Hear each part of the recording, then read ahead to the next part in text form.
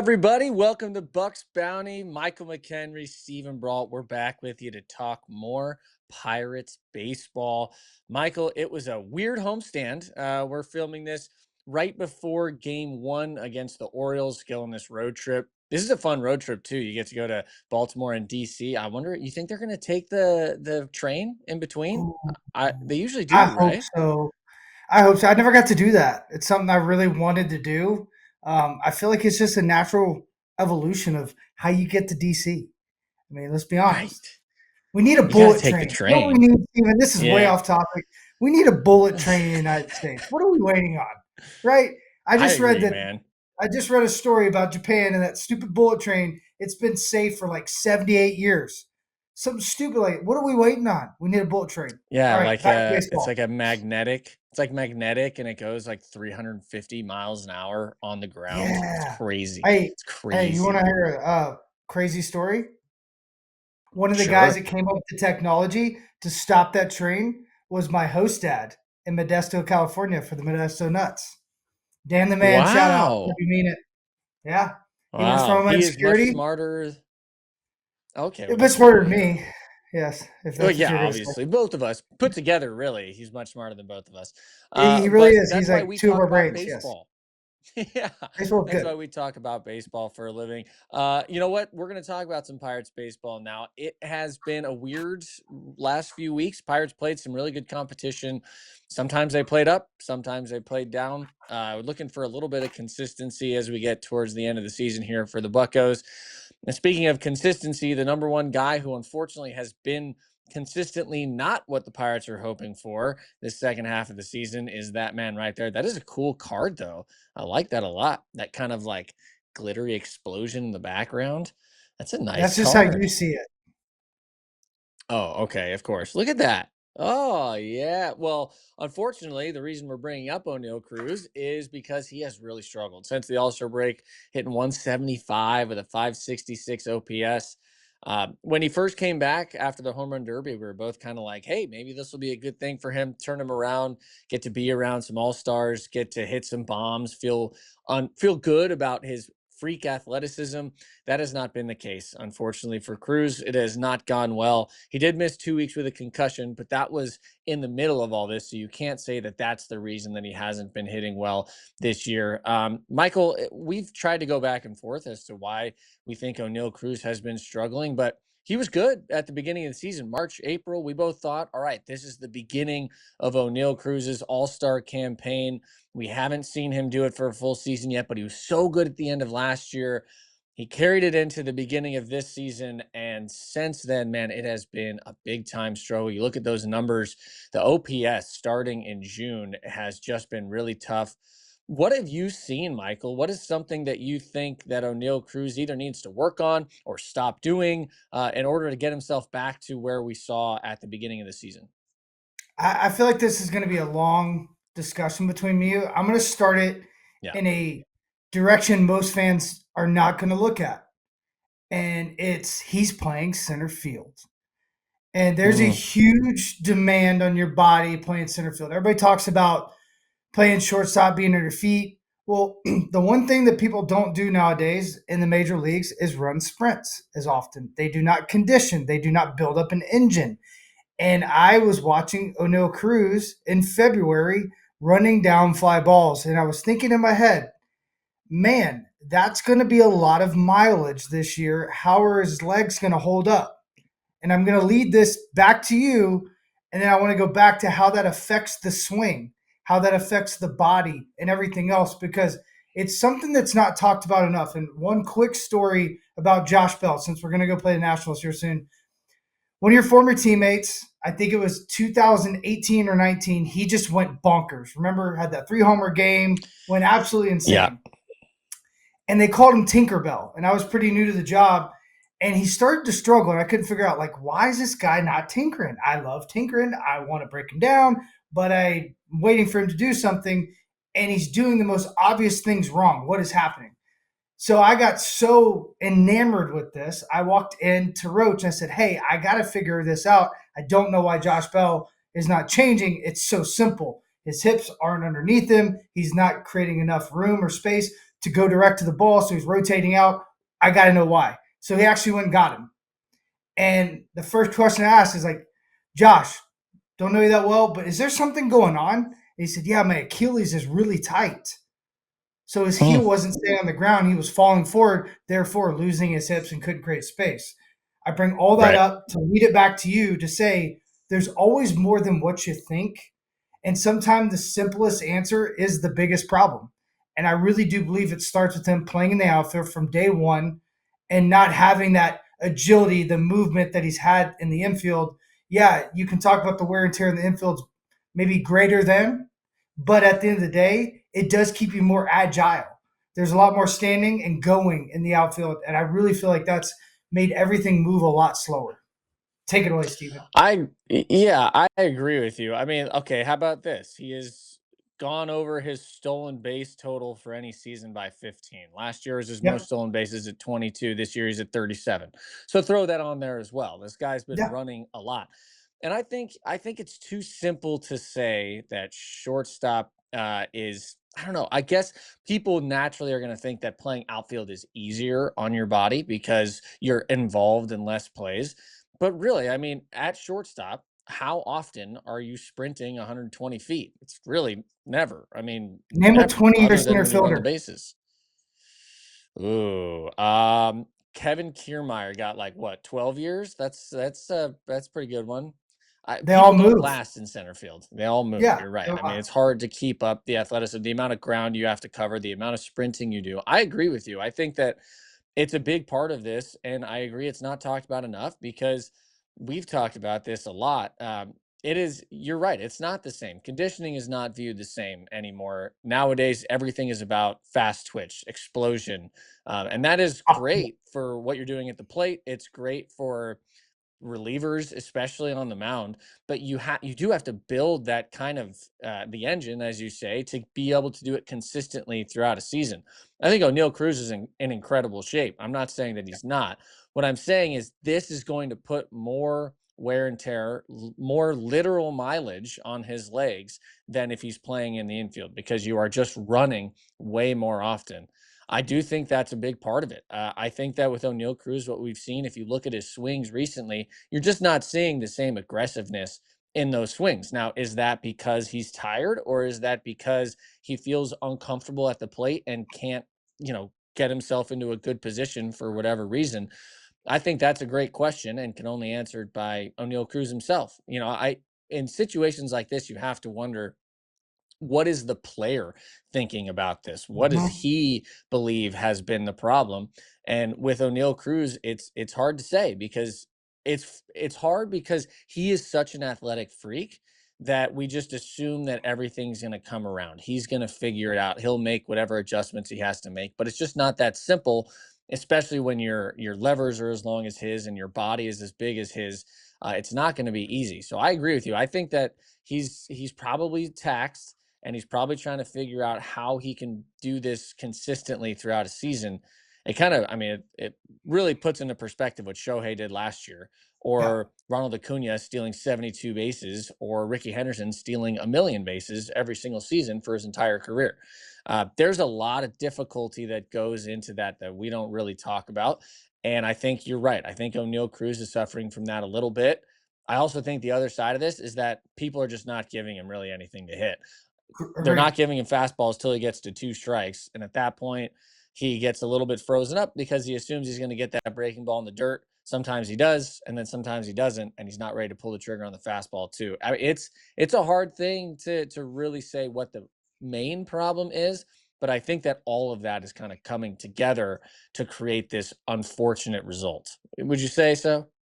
Yeah, I completely agree. And so you took it this direction, so I'm gonna continue that direction. He's not getting much to hit, and I think that leads to the conversation of does this guy know the player he wants to be?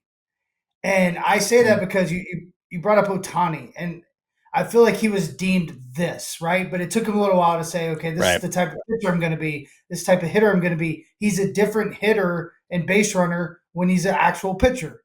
And that takes a little bit of True. time.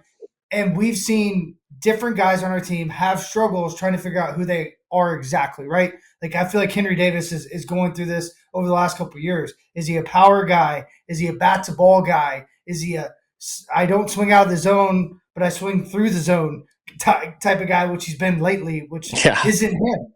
I mean, this guy's been a hit first guy his entire career. But going back to Oneil Cruz, when you get stuck in between like he has so much, I think he's in between who he is because we've talked about a lot Mm, of times like get your swing off 3 times and honestly start on the pull side to get the levers going and then move back.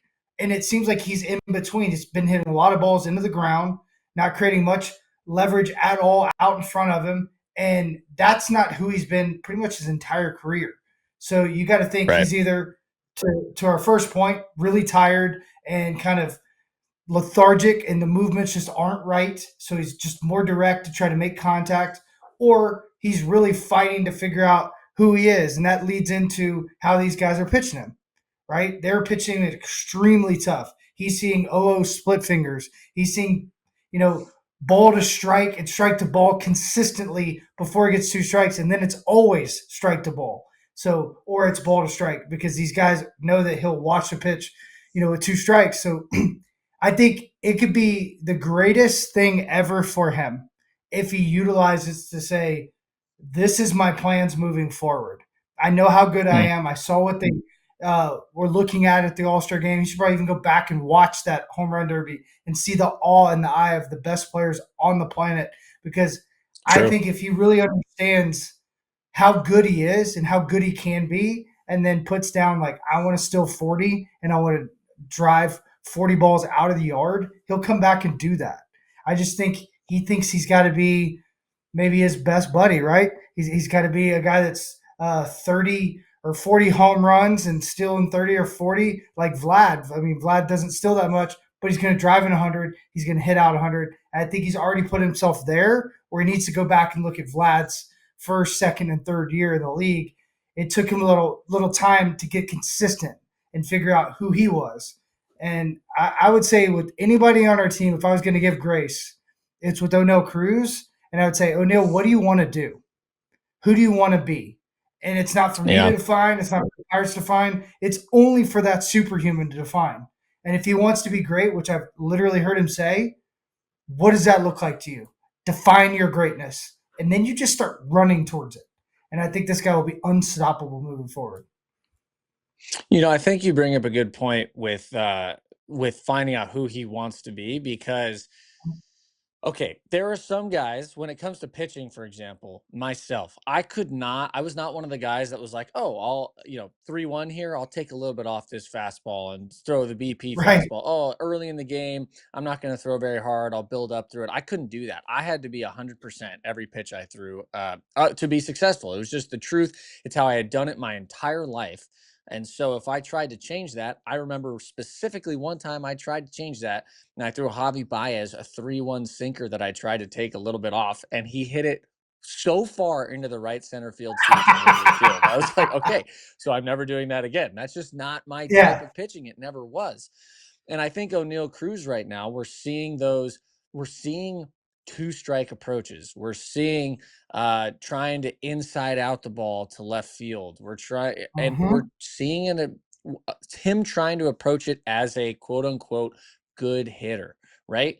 I just don't think that puts him at his best capabilities. I think he's the kind of Nope. guy that is at his best when he's at 100% every single swing. He's at 100% every single time he runs the bases, and realizing that that's going to come with stretches of failure, stretches of a lot of strikeouts. That's going to happen. But if every single swing that Oneil Cruz takes throughout a season is his A swing, he's gonna hit for at least 40 home runs. He will. The average might be really low, but guess what? The average is already really low with him trying to be something else. So Exactly. I would be curious to see what he would say if given that question, given that prompt. What do you see yourself as? You say you want to be great. What does being great mean to you? Does being great mean hitting 305? Because let's be honest, that's probably just not who you are as a hitter. And Mhm. that's fine. That's fine. It's about figuring out who you are. That's a really hard thing to do in the big leagues, though. It's a really hard It, thing to it do. is. It is. And it's very hard to do what you just did and talk about. I tried this and it didn't work because you have to honestly self-evaluate that, yeah, you can't do it all. But the cool part Right. is I'm going to use him as an example. Like, but for me, like I had elite tools. That's what got me to the big leagues. I should have doubled down on those elite tools, but too often, what do we do, Steven? We'd be like, ooh, he can do that. I can too. Yay. And I you got to do can't. And that. you Yeah. can't do that, right? And it's the reality of like, man, maybe just be who I am, double down on that, and then slowly chip away at some of my weaknesses to make them a little bit better. But if you have some elite skill, right? Which you had an elite fastball, you had elite sinker, you had elite competitiveness, and that is what you double down on and say, I could be great at this part, but nobody could take that away. And then you have that other skill that a lot of people should talk about more. It's makeup and character in the clubhouse, the glue guy. I was the same way. Now you have these skills, love on those, make sure they don't lose, but then you start enhancing these. But until you define who you want to be, right? If I want to be a starter in the big leagues, right, and I want to be Pudge Rodriguez, well, we got to go to the drawing board for a little while, right? We got to figure that out. What's the path to that?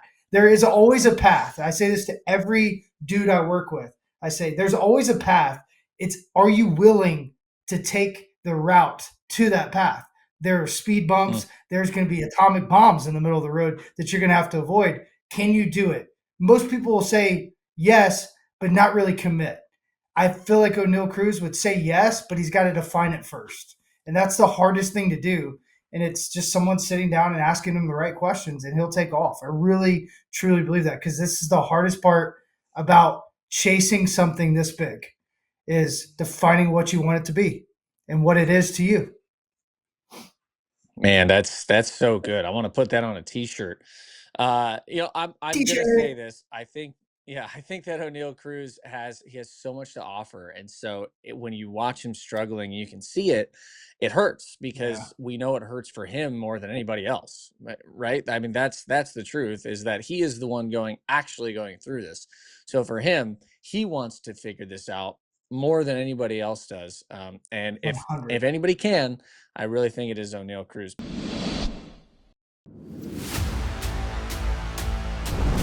He got him, and he's done it again.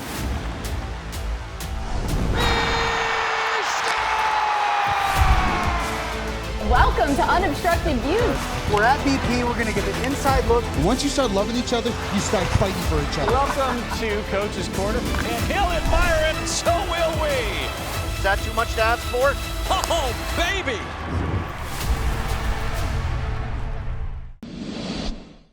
But I want to take what you just said, and I want to take this to go to our next subject. Our next subject is Johan Oviedo, who has been really good in the Pirates rotation since coming back from injury. His first start, he only goes an inning. Since, he's been fantastic. In 5 games, he got a 2.7 ERA. He's 2-0.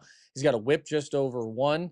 He hasn't allowed more than 3 hits in a game, Michael. I didn't even know that until Belsky, our producer Nick Belsky, put some stats together for us. Hasn't allowed more than 3 hits in a game. He has allowed 3 walks 3 times in a game. And that's a little bit more than obviously you'd be hoping for. But what we were just talking about with Oneil Cruz, about finding out who you are and committing to being that person. Perfect example. Last start, Johan Oviedo in Boston. He goes 5 innings. Twice he has 3-0 counts, Michael, and both of those 3-0 counts, he throws a slider. He goes a 3-0 slider. He does it twice. One time it works, one time it doesn't. But I'll tell you what, actually, I want to rephrase it. That was actually against the Brewers, because I remember one of the at-bats was against Andrew Vaughn, because he went 3-0 slider, strike 1, 3-1 slider, strike 2, 3-2 slider, ground ball back to him. He got him out at first base. I still remember that because I was so blown away by it. But that's, I think, Johan Oviedo committing to who he is, which is you can be a starter and be slider first, as long as that is really the pitch that you command the best. And so far, that is what he's shown. So do you think that Oviedo so far is making a nice claim for himself for that starting rotation going into next year? 100%. And I think you transition this perfectly in the sense of like, talk about a guy that understands who he is. You don't want anybody to have to go through the same type of hardship. I mean, 22 months not on the bump is really, really tough. But Yeah. I think he took that time, reflected, and then I think the demons came out in the first start, and he chased what they maybe want him to be. And if you go back to that first start, he threw 45 pitches in that first inning. I think he walked 3, gave up a hit, ended up giving up 3 runs, and he had a 70+% strike percentage with the slider. But the total pitches used, right? The fastball was used just as much as the slider. So instead of doing what you're talking about, he tried to do it the old-fashioned way, right? Let me establish my fastball. I got to get it in there. And I think after that start, he said, no, I'm going to do me. I'm going to do it my way.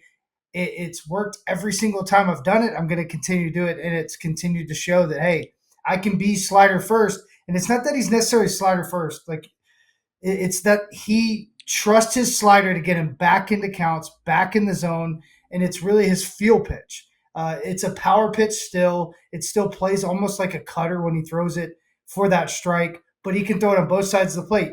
And, I've seen it time and time again with guys. Kershaw was like this for the last, 5-6 years? True. His slider usage, fastball usage were almost the exact same. Was slider had a natural cut, and sometimes it would ride out of the zone. But his slider, for some reason, he could throw it as strike ball or ball strike constantly.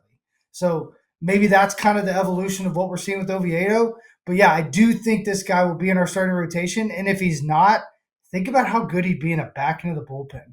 And I think that's where I'm excited to see where all of this goes, because if you start saying names outside of Skeens and Keller, you're saying Jones could be really good in the back end. Ashcraft could be really good in the back end. Burrows could be disgusting in the back end. Oviedo could be nasty. And then you have Barco, who maybe could be as good as anybody because he profiles really well as a bullpen guy. And I think that's what I love about how they've done all of this year, Steven, is they've let these guys, even though it didn't work out last time with Bubba, it's teaching them how to adapt and overcome every situation, whether it's out of the bullpen, whether it's being, obviously they've come in almost every single time where it's a fresh inning, but Ashcraft came in a couple of times with some people on base. You're learning how to pitch a completely different game. And it's almost like using it as a spring training of sorts. I hate saying it like that because that's not competitive, but a competitive spring training, because they're putting them in situations, be like, hey, let's run at second, nobody out, good luck. All right, cool, let me get out of this. Even though it's not their run, it's still they're having to figure it out, start in the stretch immediately, throw strikes, and then figure out a way to get swing and miss pretty quickly or soft contact. It's cool to see. Yeah. I think with Oviedo, it gets interesting when you start talking about him being in that rotation, because it's starting to get very full, very heavy in that Pirates rotation for next year. Talk about Skeens, Keller, Jones when he comes back, so we'll give him a little half. Then you got Oviedo, Burrows, Ashcraft, Chandler. I mean, we're going 7 right there before we've talked about any acquisitions or getting any veteran help in the offseason, however the Pirates decide to do it. We know that they went and got Tyler Anderson, they got Jose Quintana, and then they got Andrew Heaney. So they love getting themselves a veteran lefty starting pitcher to kind of round things out in a rotation. I don't know if that's even viable next year, because what are you going to do? You're going to take a spot away from one of these guys that you're hoping are going to be the people that lead this team to the playoffs as early as next year, right? There's no reason to wait around when you've got the starting rotation that the Pirates are going to have. Now, how consistent are they going to be because they're all very young? That's a good question. But Johan Oviedo has a lot more experience than we're giving him credit for. You have to remember, he's got 63 career starts. 2023, he threw over 170 innings. And so there's a lot of experience there that I think that we don't take into account enough, that Oviedo's got a little bit of a leg up on these other guys coming back from that injury going into next year. Oviedo, to me, seems like he's a better lock for the rotation than somebody like Burrows is, for example, just because of that experience he's had in the past where he did it for a whole season and he was really good. He was a very solid starting pitcher who went deep into games, and he was hurt for like the last month of that performance and just pitched through it because the Pirates had no options. They had 2 starting pitchers. They were down to Keller and Oviedo. So crazy. He's been through a lot. I like what he does. I love his mentality. I'm curious to see, probably not going to happen this year, but for example, next year, when he starts to really stretch out, will the being a slider first type of starting pitcher, will that affect him in the long run if he were to do it over a long period of time? I don't think so. I think he's this big, strong guy who went through his difficulties. He had an injury. He had an injury coming back from his injury, so it extended that time even longer. And I hope he's been through the ringer enough that he knows what he needs to do to stay healthy. Now, you can't always say that no matter how much work he does, it still might happen. But I like where he is physically and mentally to really take the reins off next year. Skeen's doing the same thing because this year he's going to get to, let's say, 180 innings. That throws him next year. He's good to go. I mean, you're good, Skeens. You have built up time for 210 innings if you can get it right. And I think Oviedo will be closer to that as well. Keller obviously is going to be that again next year. So I think that Oviedo has really not necessarily stamped out a spot. It's still in pencil, but I think that his pencil's written a little bit darker than everybody else's. If you get my drift in that rotation for next year. I gotta say, I think you're onto something big right there, and I think it almost says that they're going to require somebody, because you look at this year, our bullpen for a certain amount of time has been phenomenal, but they've been overexposed, they've been overused, and I think being able to throw in guys like Burrows and Ashcraft and rotate those guys in and out has been a huge success for the Buccos. So I could see them acquiring somebody, and I think it may be a bigger name than normal, to kind of round out that four horsemen of guys that could go 200 innings. Because if we are, and I do think we're closer than most people think, and I think you think the same thing, like we're not far away.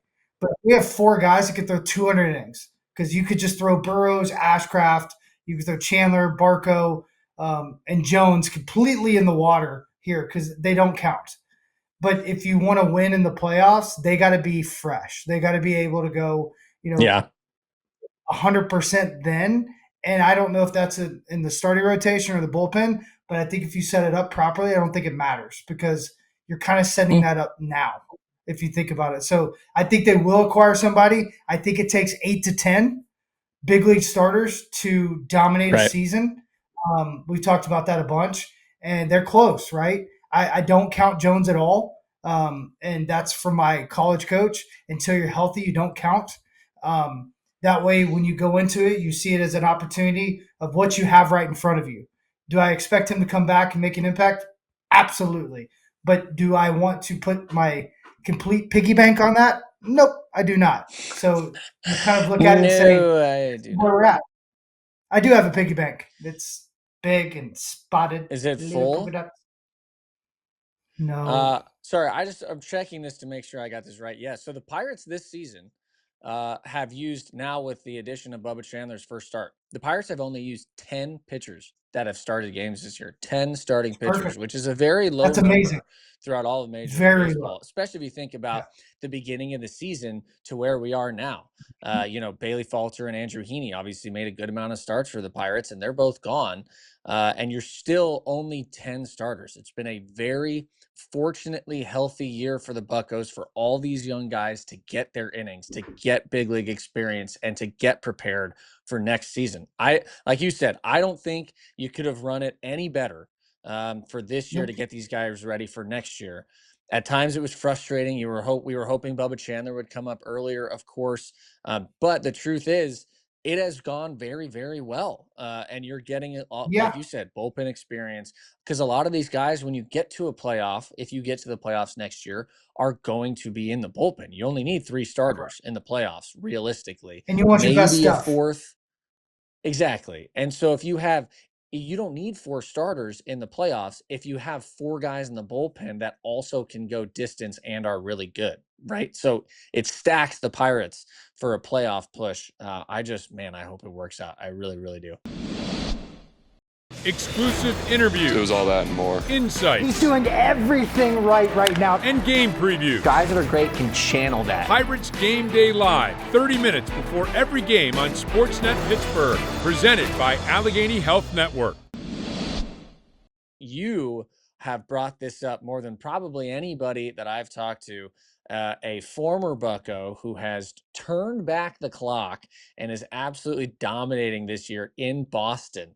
Aroldis Ooh, Chapman is doing I brought this insane up. things. Yeah, you brought this up Yeah, because I mean the truth yeah, of is course. Aroldis Chapman for the Pirates last year at times was not good. Remember that? It was weird. He Yeah. would go through these stretches where his velocity would be down and there was something up. It was very strange. But then he ended up being incredible. We still saw him throw 104 miles an hour, all that stuff. But this year in Boston, dude, he's got a .98 ERA now. He's got 81 strikeouts in 55 innings, and he hasn't allowed a hit since July 23rd. I'm going to say that again. He hasn't allowed a hit since July 23rd. Can you make sense of that? What? Can you make sense of that? I don't No. think anybody can actually make real sense of it. But what I will say is this: winning helps everything. That is And very true. you think about, he kind of had an established role as soon as he showed up there as the closer. They deemed him the closer last year. Him and Bednar both struggled at times. Bednar more than him, because I think they were both fighting for the same job. And I don't know if it was communicated to him. That will never be asked by me, and I kind of never want to know. But I think that was an issue, is the communication was not well received, or not received at all, and that's part of it. Right. I think when he went to Boston, he knew where he stood, and that was at the end. And the guy needed to go in and dominate. Obviously, we talked about it in the pre and post game show. He made an adjustment because his first outing in spring training, they pushed the pitch comment. It said fastball in. And I guess his brain over 13 years or so didn't make him realize he could throw a fastball in. Everybody had always just I told can him, throw just it in. aim for the plate and hope for the best. But that gives him extension. That allows that natural run to give him more space over the plate. That is his middle, which is crazy that was never told to him before. But all that to be said is, I think winning has enhanced everything about what he's doing. It's probably given life back to him. The crowd at Boston, when you're doing well, it's infectious. I think it's just absolutely contagious. It's everything you want in baseball. I think Contagious. PNC is the same way, right? When you're winning at Yeah. PNC, it stacks the good on top of the good. And I think it's sooner than later for us. But you watch Oneil Cruz's numbers when we start winning. You watch Andrew McCutchen's numbers. You watch Brian Reynolds, because it is hard, and I mean extremely hard. I played on losing teams, to put up great numbers while you're losing, because you want Yeah. to win. There's a lot of dudes when you're losing putting up bad numbers, right? So even if you are putting up good numbers, you're like, I can't be happy about it. I have to continue to move forward. But that goes back to what I said about Walt Weiss. You're playing for your team until you're playing for yourself. And that was something I've never heard before, but it's a reality. Is like in Major League Baseball, there's going to be a point where you have to think about yourself as much as the team. As selfish as that sounds, it's not selfish, because the team will forget about you as fast as they forget about anything else. Because when they change directions, if you had a great year, it doesn't matter. They've just changed directions. They owe you a little bit more money. You're out. So it was a huge moment in my career to understand that, like, there's times and moments where, yeah, you have to think about both. I could never just think about myself. I wasn't that type of guy, but I could think about both. Like, hey, right here, maybe I do this in this situation. It helps the team and myself, not just the team, and hurts Right. myself. Well, the truth is, baseball is a team game that is built on individual battles. So you have to think Correct. about what's going to help you, because if you don't help yourself, then yourself is not going to be able to help the team, because you're going to get up to the box and you're not going to be able to hit. Yeah, it's kind of just, that's the way it Correct. is. It's a fun game we play. I'm gonna ask you a question, Michael. So I'm curious if you even know this or remember it. Um, do you know why, in accordance with Aroldis Chapman, you may be called the streak breaker? Do you know? Do you know why you may be called that? You do. You sure I do. do. In 2012, Michael, you Mhm. ended a 29 scoreless inning streak for Aroldis Chapman with an RBI double. It's the longest scoreless inning streak of Chapman's career. We talk about this all the time, because you always make jokes about yourself not being able to hit Kershaw not being able to hit Chapman. But you've done some really cool things against those guys as well. And so Chapman, this is such a good perspective, adds that perspective. I want to know personally, like when he comes in, hasn't given up a run in 29 straight innings. You come up in a situation, you have to be feeling a little bit like, I don't know, right? Confidence, how much confidence can you really have in that situation? And how much of it is just like, well, I'm just going to go see if I can hit the ball because nobody else is. So worst comes to worst. So I'm not any worse than anybody else. What are you Yeah. thinking in those kind of moments? Honestly, I got to give some love to Clint Barmas, who hit a double right before me. And both of us There you handled go. fastballs very well. So when it came to Aroldis Chapman, like I didn't even know at the time that he had gone that long. I was very bad about letting my ADD come out during hitters meetings, so I didn't know what was going on. And to be honest, yeah, like I tried to play this thought out in my mind that like I'm not supposed to win this battle, so take the pressure away. So you go up and you simplify it. And with guys that have high velocity, I always think, and you may agree with this, I always thought they were the easiest at bats. And because I had pretty good hands and I felt like I could get to the fastball, I didn't think about anything else. If he threw a slider, I'd usually pull it foul. But or if he threw the split he was trying to throw then, which was awful, I would pull it foul or take it because I was ready to hit the heater. And it's a constant reminder that sometimes hitting is that simple. We make it so complex sometimes, we make it so difficult. But when you go push to shove against a guy like him, you can't come off 103 because he was averaging 102 then or 101. I mean, it was just dumb. And he was special. That's not But yeah, I slow. never even thought about the street. Yeah, you just go up, see it, hit it, and trust it. I think about often should relievers be considered for Cy Young voting, and Yeah, me too. I think it's impressive, of course, to see what relievers do. I think that the best thing that Major League Baseball could do was adding in there's going to be a Reliever of the Year award this year for the first time for both leagues.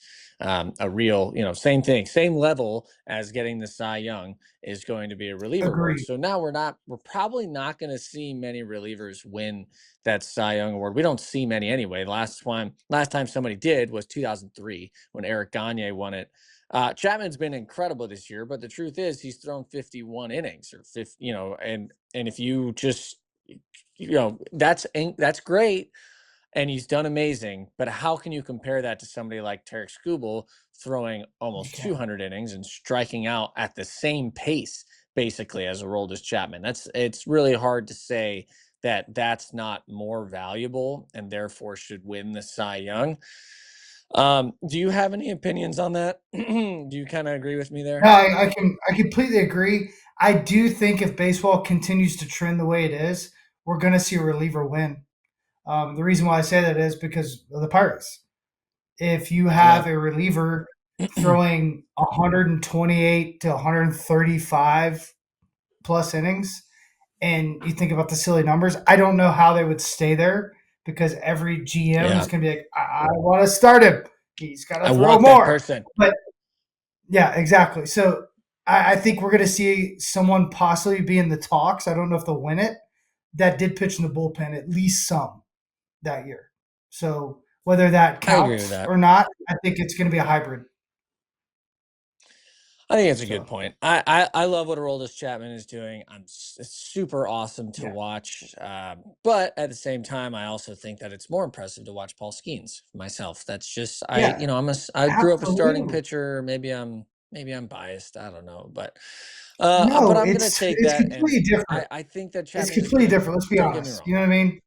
It is. Yeah. It's like being a pinch hitter to everyday starter. Like if pinch hitter comes out and hits 30 homers, congrats, dude. Ohtani's still going to win. That's true. That's a good point. You know what I mean? It's hard to imagine anybody beating Ohtani, in the National League for his whole career. Can we bring up that question for the fans out there that we talked about? Do you remember? What? So, can anybody beat Shohei? Well, when are they going to bring together the war of the two? Yeah, I don't know. I don't know. Like that's the Seems weird question. Is not like, to. yeah, if you look at Otani, he's going to win outright, offensively probably as the MVP.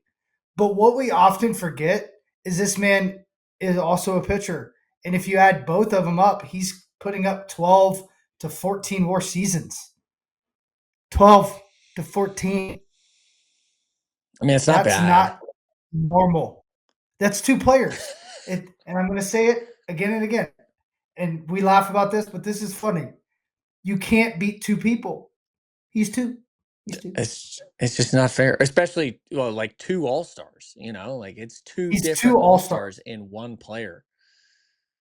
Yeah. Yeah, I agree with you there. All right, we're going to change subjects here. We got one more thing to throw at you guys. As we always like to do, Michael and I love talking about the young Bucks, the guys coming up next. And we got some different names for you because obviously we all know Konnor Griffin is the truth. He is still doing amazing things in AA. They are now in the playoffs. Congratulations to the Altoona Curve. But we want to talk about some maybe lesser known guys. And one of those guys is a reliever who's now in AAA. He started the year in Low A. He is now in AAA. His name is Brandan Bidois. And if you haven't heard of Brandan Bidois, you are not alone. He is a lot of times in the minor leagues, we don't talk about reliever only type guys because they're just not seen as prospects. Bless you. They're not seen as Thank you. prospects the same way starters are because there's less room for growth. Well, in today's game, bullpen pitchers, like you just talked about, are extremely relied upon very often throughout a season. And Brandan Bidois has put together an absurd season in the minor leagues this year. He's pitched in 36 games. He has a .81 ERA, a .81. He started in Low A. He's in AAA. He's had 16 consecutive innings now without a hit at AA and AAA. Since joining Indy, he's had 5 games. He's had 7 2/3 innings with 10 strikeouts, no hits, no runs. Okay, so the guy's doing incredibly impressive things.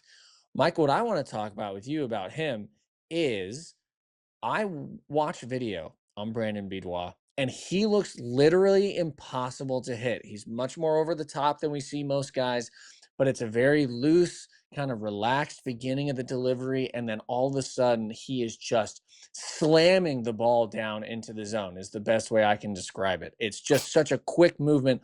All of a sudden the ball is flying towards the zone, and he's the kind of guy that gets good takes on fastballs at the bottom of the zone because it looks like the ball is going to go straight into the ground and then it carries at the bottom of the zone and people can't pull the trigger. But this is the kind of guy that the Pirates can build upon, right? You want to find relievers who don't cost much money. That is something you can do in today's game. You can find really good relievers who are pretty cheap and use them in these high leverage situations.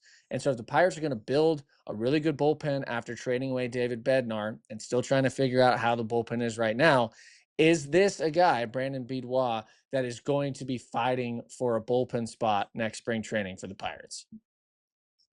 I don't know if he's going to be fighting or if he just kicks somebody out. I mean, he's reading those numbers. And I often talk about my last year was with Tampa, and this is what they did.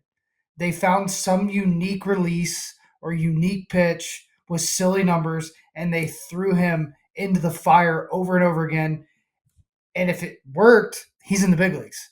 And a lot of those guys honestly became closers in the big leagues for some period of time because they did have some unique quality. Some of them struggled with health, some of them fell back and became setup men. Ooh, boo-hoo. I think that's what we're seeing. The Pirates are seeing that, hey, we're really good at this thing called pitching. And we're really good at identifying pitching talent and maybe even developing pitching, which they've done a really good job of over the last couple of years. So double down on that. Everybody wants a bat. Well, if no one can hit you, you can score 1 run and win. That's usually a good thing too. So I'm all in with them pushing these guys that have unique capabilities, whether it's the release, spin, extension, doesn't matter. If you can make our bullpen better and they're showing that they have that kind of swing and miss, let's go. Let's go. Bring him up to the show. Yeah, I'd love to see it. His slider's Okay. nasty too, don't get me wrong.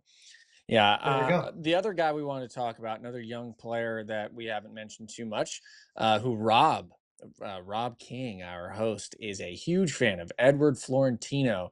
He moved into MLB Pipeline's top 100 this month. He's number 99. That counts. He's in the top 100. I was never in the top 100. Were you ever in the top 100? I don't even know if they did that back then. Oh man, you're Yeah. so old. Yeah, I doubt so it. I doubt old. it. But so Edward Florentino is hitting 262 with an 882 OPS. He's got 10 homers and 29 stolen bases in high A. He's Pirates number 5 prospect in their organization. But he's all of a sudden started to become one of the more interesting prospects in the minor leagues. And for a team in the Pirates who is looking for inside offensive help, you got Konnor Griffin, you got Termarr Johnson, who has started playing much better since Konnor Griffin joined him up in Double-A, part of it, but also just in general, second half's been better than his first half. But other than that, there's not many position players that you're looking toward to be necessarily, a next big guy. And so it's nice to have another homegrown prospect in Edward Florentino starting to really come into his own in the minor leagues. Because, Michael, as we both know, in order for this team to get to where they want to be, they're going to have to find some help on the offensive side, and the best way to do that is homegrown talent. Edward Florentino, somebody we're very interested in, yes or no? Absolutely. And, using Rob King's statement about him is everybody was wondering if the speed was going to play, if he was going to be able to hold in center field. Well, I've seen a lot of his defensive highlights. He looks great out there, and the man's running like crazy. But he's not running with his hair on fire and getting caught a bunch. He's not getting caught, which leads to high baseball IQ, right? So he's in the right place at the right time in the outfield. He's running during the right times and when he's on base, and his OPS is almost 900 as a young puppy. Yeah. Come on.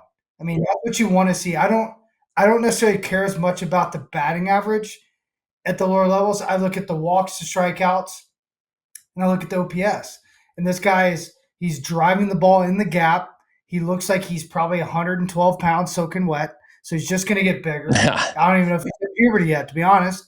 So you look at that and you're like, okay, Florentino is going to be a guy that we can look at maybe next year who packs on some weight and starts throwing barrel around, and that OPS stays around 900, and he's dropping 20 homers a year, which, if you put it all together this year, he's going to be really close to going over 20. So, I mean, you got to be happy with that. And that's something that, at the end of the day, we have not had multiple dudes hit 20-plus home runs. We're going to have 5 or 6 dudes throughout the minor leagues hit 20-plus home runs, if not more. But we're also going to have dudes stealing 60 bases, more than one, more than just Konnor Griffin. And we're going to have guys like Florentino who are on pace if they had a full season in low A that probably would have stole 50 or 60 as well. So we have some dynamic athletes coming through. We have not seen this, at least this is my year 8. I've not seen these type of prospects coming through with, unique skill sets. And I would say that there's a bunch of dudes with some unique skill sets. Unique skill sets are very, very nice. The Pirates minor league system has been very interesting this year. Greensboro, you can't overlook them. They started their playoffs last night. We are recording this on Wednesday. They started their playoffs on Tuesday. They went 88-43 this season overall. That's crazy. 43. Yeah, I mean they were such a good team. It's incredible to see that they were able to continue their success throughout the whole season. 45-20 in the first half. And then they still stayed 20 games over 500 in the second half. I mean, it's amazing. Losing a lot of their players. And then, yeah, exactly. And now Altoona gets some of their players, and Altoona has a great second half surge. They make the playoffs for the first time in 2018. Michael, I just want to ask you one question about this, okay? Just one. I believe that the most important thing to learn in the minor leagues is how to win. And I think that it's often overlooked because truth is minor leagues are development. That's what they are. You want to get your players to the best level they can be by the time they get to the major leagues, but they're still going to have to learn when they get to the big leagues. But you want them to develop as much as you can in the minor leagues. However, teams like the Dodgers win in the minor leagues a lot. And that has nothing to do with payroll. That has to do with drafting well and getting these players to the best of their potential as early as possible and learning how to win and beat other teams and taking that up to the big leagues. I believe that is something that is way overlooked.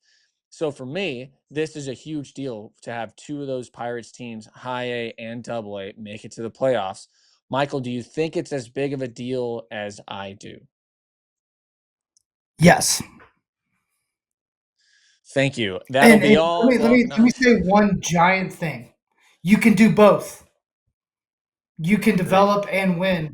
But the one thing I'll say is if you allow losing in someone's DNA and it becomes acceptable, you're allowing a bad diet of baseball to be acceptable.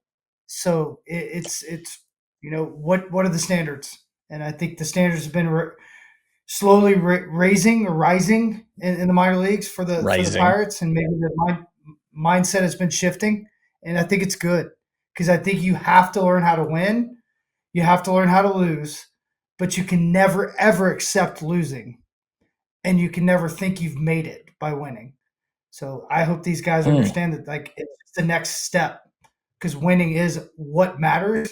And a bad player or an okay player that has the piece that fits a winning team will get more big league time than a better player on a losing team. Period. Period. Period. Period. Very well said. Very well said. I couldn't agree with you more, Michael. This has been a great episode. It's been a lot of fun. We hopped around quite a bit.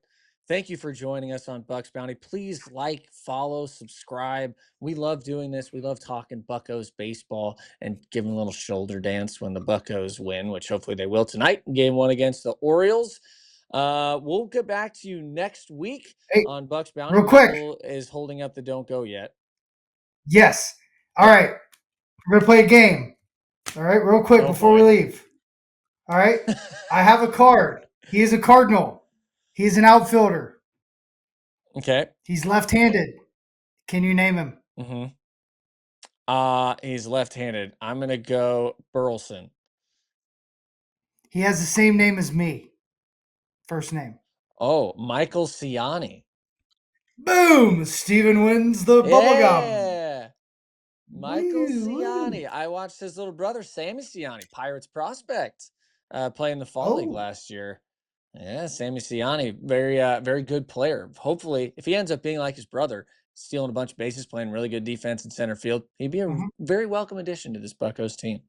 All right. Anyway, that was a fun game. Nice. Thank you, Michael, for prolonging the end of this podcast. Nick Belsky, our People didn't wanna producer, thank leave. you very much for getting us through this. And thanks for joining us here on Bucs Bounty. We will see you next week.